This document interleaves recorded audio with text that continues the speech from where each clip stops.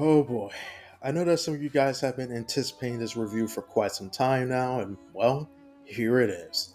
Although this will be different because it's not going to be a standard review. This will be a video giving my honest feelings and thoughts about the game itself. Now, before I really go too in depth about this, I wanted to give a little background about my opinion about the game prior to its release. Honestly, I liked the things I was seeing from the trailers and footage, but I remained very hesitant on it. There were two reasons for that. First was the fact that its aesthetic and look was unlike anything I'd ever seen from a traditional JRPG. Granted, it's not really a JRPG, but you know what I mean. It wasn't really like anything that I've seen before, so I didn't really know what to think of it. Secondly, I've been excited for so many games in the past that ended up burning me badly, so I sort of conditioned myself into having low expectations for this game. This point in particular is really more of a personal issue, but I'm putting all this out now because Expedition 33 eradicated all these negative barriers I had, and it's become my favorite JRPG of the year. While this may not sound like a surprise to most of you guys, it is for me, and I'm going to go more in depth about that in the review. So be sure to grab everything you have because we're going on an expedition. Guardé aux peintures.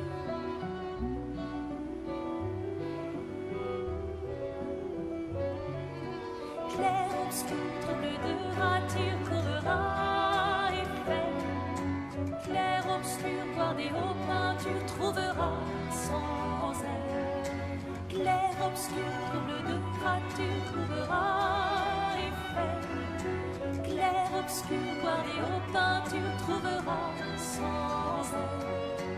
Clair Obscur Expedition 33 was developed by an indie French studio called Sandfall Interactives and published by Kelper Interactive. They were also heavily inspired by other classic JRPG franchises, which sparked the interest in creating an RPG of their own. The team dedicated so much time and effort to craft their own RPG experience, and needless to say, it paid off tremendously. So at this point, you're probably wondering what exactly makes this game special to me. Well, let's talk a little bit about the game. I guess the best place to start is the story. And for those wondering, I will go into spoiler territory. So if you haven't experienced the main story, well, I don't know what you've been doing, but you need to go play the game right now. Seriously. I don't know why you're watching this video. Go and play the game first and then come back over to this review if you want to know everything, all right? I'm just saying, okay? Anyways, the story is simply beautiful with its gripping exploration of grief, loss, and love. One thing that I truly respect about the game is how beautiful the opening act of the story is set up.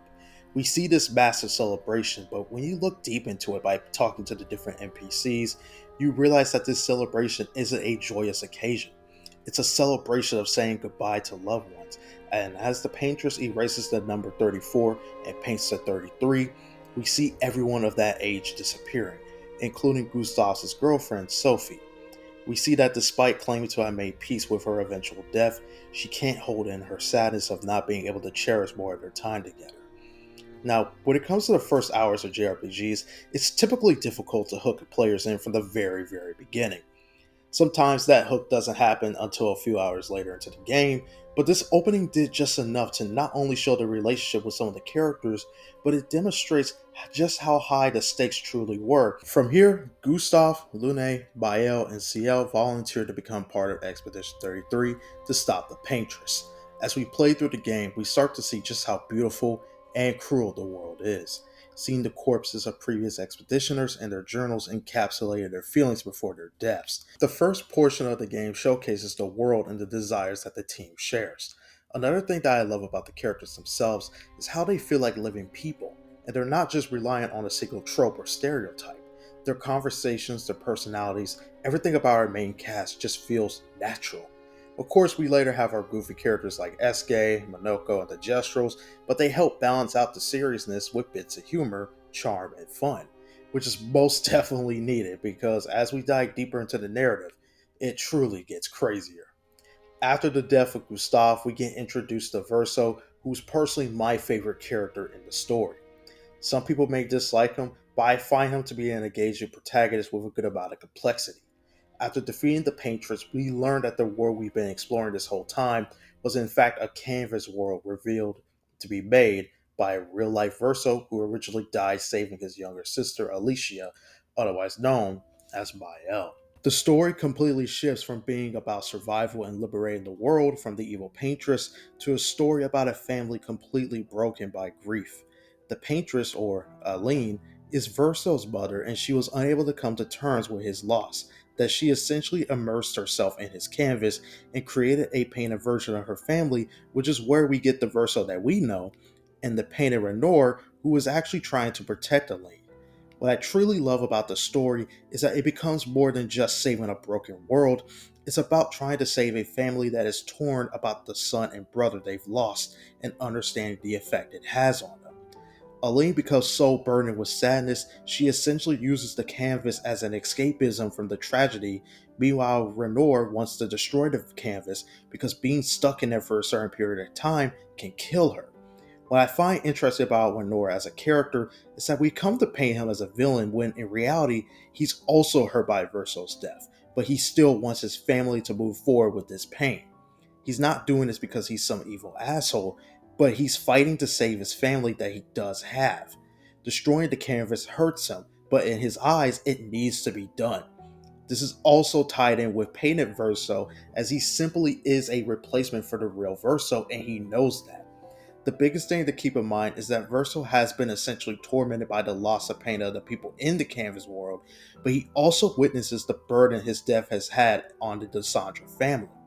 As a result, he has immense guilt and decides to end the canvas, not because he wants everyone to die, but he wants his family to have closure and move on, even though he's technically not a part of that family. However, we also have Mael, who plays a big role in the later half of the story, as we learn that after the incident, it has left her physically and mentally scarred as her face is damaged and she can't even talk. On top of having incredible guilt from feeling as if she was responsible for Verso's death, I've seen some people have negative views on Mael because of her decision at the end, but it's important to understand the position that she's in. From her perspective, reality is essentially a prison where she not only has to forever live with her brother being gone after saving her from the fire, but her physical self is permanently damaged. However, in the canvas, she has friends, people she considers to be family, and a face that she doesn't have to look and discuss that in the mirror. She even has an opportunity to be with her brother and create more memories that she never got to make with him. Her obsession with the canvas is similar to Aline, but this canvas isn't just a form of escapism. To her, it's the only way she can truly live in happiness. As I mentioned before, this story becomes a more personal tale about a family struggling with grief, and the way that the game tackles this is truly beautiful. There's many perspectives and viewpoints that you can make around this, and both sides wouldn't be entirely wrong. This is what makes Expedition 33's story so captivating, because you feel for these characters, you feel their struggles, and you understand that life can sometimes force you to make the most difficult decisions. To be honest, I haven't been this captivated by the RPG's world, story, and characters in a very, very long time. The writing is excellent, the relationship between the cast is natural and engaging. Sometimes there's typically that one character in the cast that you can't stand or like, but in here, that's not the case at all because I love all of them. The world itself is also interesting and filled with so much wonder. There's just not enough great things I could say about it. Granted, there are times where the pacing may feel a little off here or there, but it's such a minor con that I don't think is enough to be a major negative in my book. I hate to be a broken record here, but the story is truly beautiful. What I love is that the game doesn't waste your time with needless padding or forces you to move away from the main story. Everything in the story moves with a purpose, and the choice to explore the side content is completely up to you. I also want to give props to all the voice actors and actresses, as they all did such a stunning job at making these characters feel so real and filled with different emotions. You really feel the intensity of their performances here. At least that gives future generations a chance to unravel the mystery. You seem better than before. Yeah.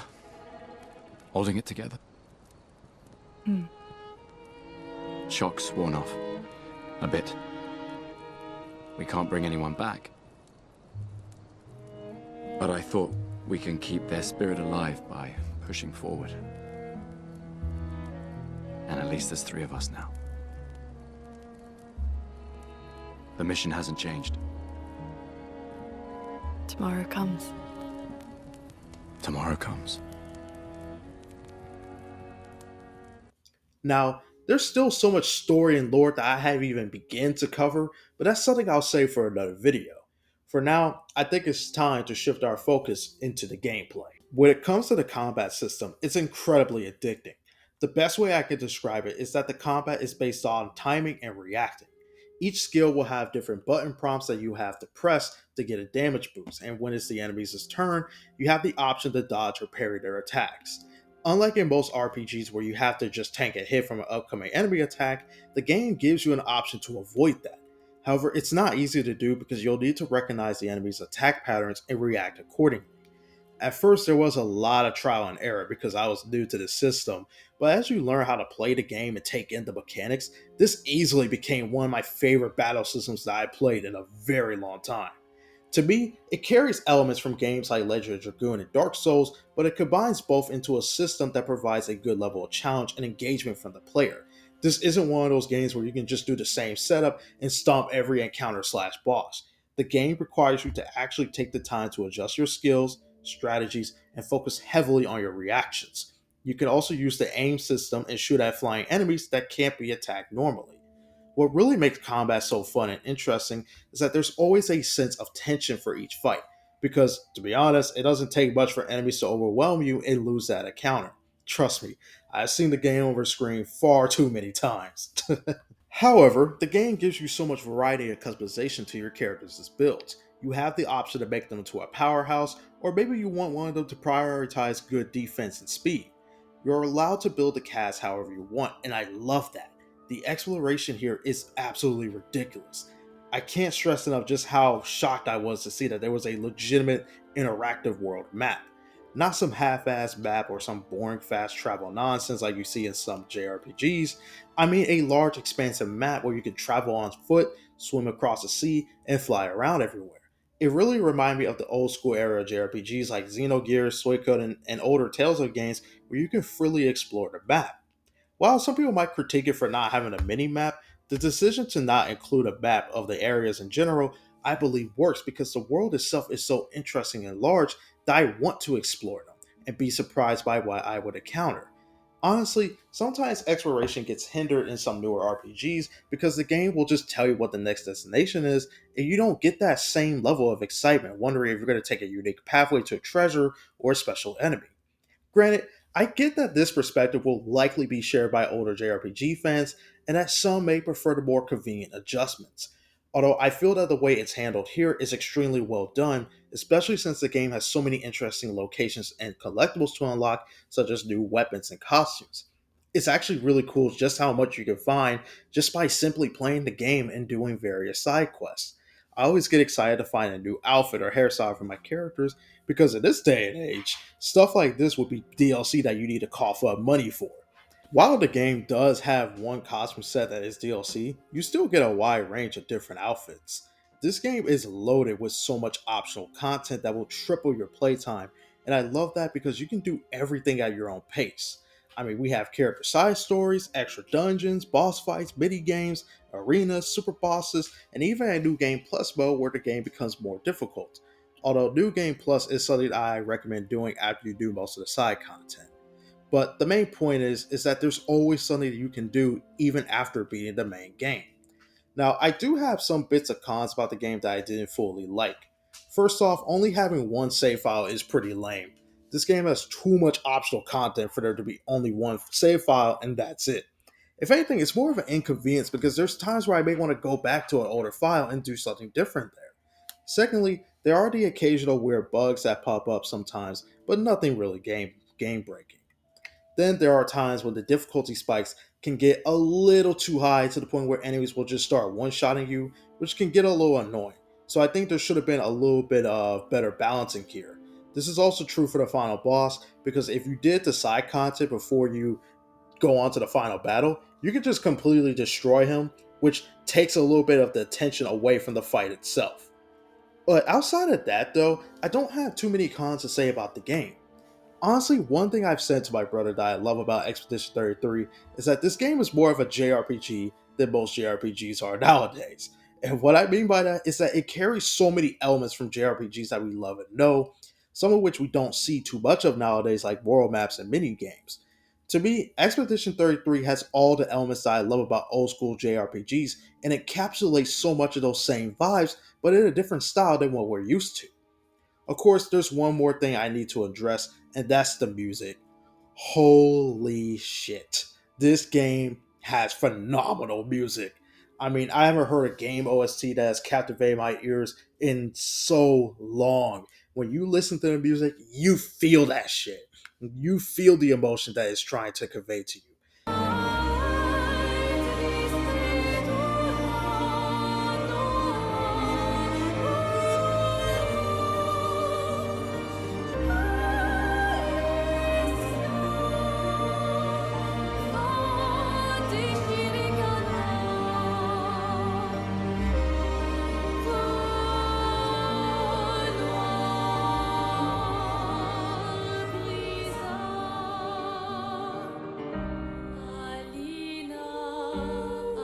As I said before, Expedition 33 completely exceeded all of my expectations.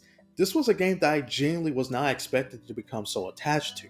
In fact, I was originally skeptical of the game because it was so different and it wasn't like what I was used to playing, but once I looked past that, what I found here wasn't just a game in a year, but possibly my most favorite RPG experience in a very, very long time.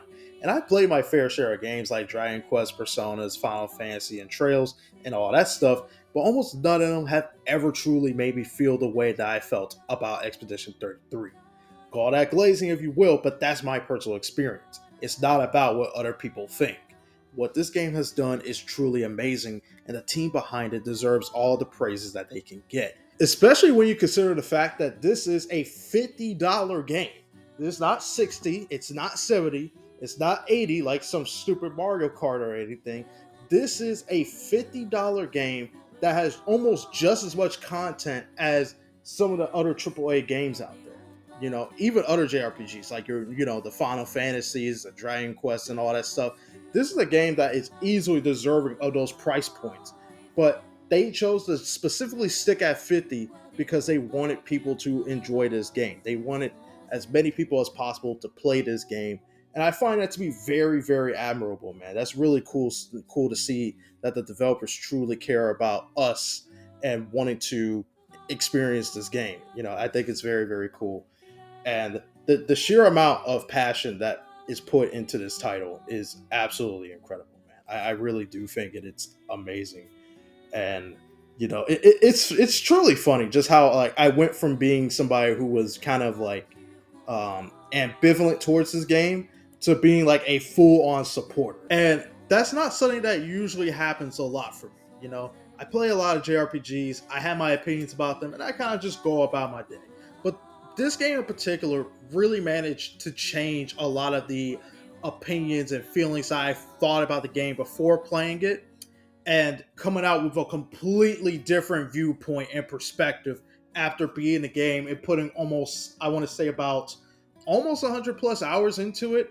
The game itself, when you're going into like the main story campaign, it's only about like 30 plus hours long. But if you're choosing to do the side content, there's a lot of stuff that can easily push up your place time to like I want to say like somewhere around 60, 70 hours. It really just depends on how much you're exploring the game and its world. For me, I've been playing this game nonstop. Like I play this game religiously, and because it's just that good. I love going into the different areas and exploring, seeing the different kind of items I can get, finding new weapons, new costumes. Like there's always something about Expedition 33 that keeps me like invested into it, and I'm like, I gotta check this out, or like I gotta see what this is about, and it really broke those barriers for me, and I think it's very, very impressive, to be honest. Overall, there's just not enough good things I could say about Expedition 33. This game has done everything so freaking good, and honestly, it's the JRPG that I've been looking for a very long time. It honestly is. It has the emotional, gripping stories. It has that intense, badass, amazing music, an absolutely addictive combat system that I love so freaking much, where it's actually challenging, and I'm not just breezing through every single fight. I'm actually taking the time to fight enemies, think about their strategies, think about their patterns. So Yeah, the combat there is really freaking good. I love the characters. The environments is beautiful looking. And to me, what Expedition 33 represents is like a game that is truly filled with passion. This is what happens when you don't let go of your desires and your dreams to create something truly special. And this is the byproduct of that. When you put so much heart, soul, and dedication into doing what you love most and into creating an experience that you want people to enjoy, this is what you get, man. I mean, this is it. There's not much I can really go off of from there. I mean, it's honestly just amazing, man. It really is. If you haven't played Expedition 33, you need to, because this game is phenomenal. It's just a absolutely fantastic game. There's nothing more I can say about it that hasn't already been said about it before. And yeah, man, just an absolutely beautiful game. I mean, seriously, what an absolutely beautiful freaking game.